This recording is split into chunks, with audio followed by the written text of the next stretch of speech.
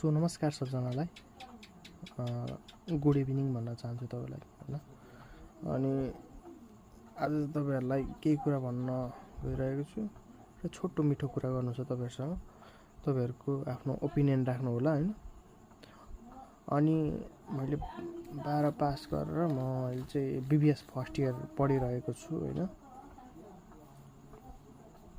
अनि BBS first year पढिरहँदाखेरि त्यो ट्यु affiliate college हो, मतलब क्याम्पस हो भनौँ न। ट्यु एफिलिएटेड क्याम्पस हो हाम्रो कलेज चाहिँ हैन। अनि त्यहाँ चाहिँ राजनीतिक अलिकति हुन्छ नि वातावरण, पढाइको भन्दा राजनीतिक वातावरण अलिक बढी हुन्छ क्या। राजनीतिक वातावरण त बुझ्नु पर्छ, तर राजनीतिक वातावरणले हाम्रो यो पढ्ने व्यक्तिहरूलाई के दखल पुर्याएको हो कि हैन।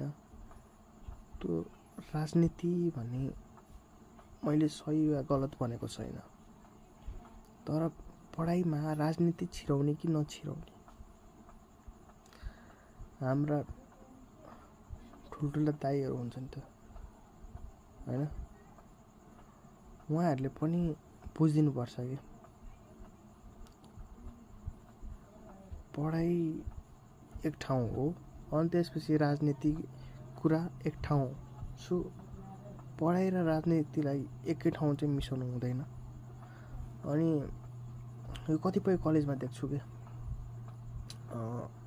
राजनीति र पढाइलाई अलिकति राजनीतिको कुराहरूले पढाइ वातावरणलाई दखल दिएको हो कि हैन, राजनीतिक वातावरणले प्रभाव पारिरहेको छ कि जस्तो लाग्छ क्या।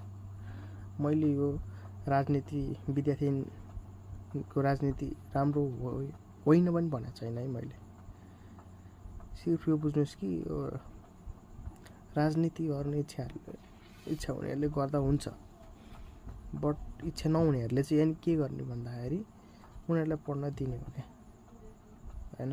अनि यो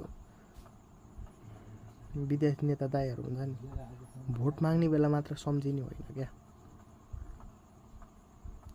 कलेजमा निर्वाचन भएर निर्वाचित भएपछि हैन 2 वर्षको पिरियड हुन्छ, त्यसपछि पनि सम्झिने हो क्या। जसले भोट दिएको छ तपाईलाई, आफ्नो स्वार्थ पुरा भएपछि हैन मान्छेहरू बिर्सिन्छन् क्या। भोट माग्ने बेला माग्ने अनि त्यसपछि पछि बिर्सिने, यस्तो प्रवृत्ति चाहिँ बन्द गरौँ। असल राजनीति गर्न सिकौँ।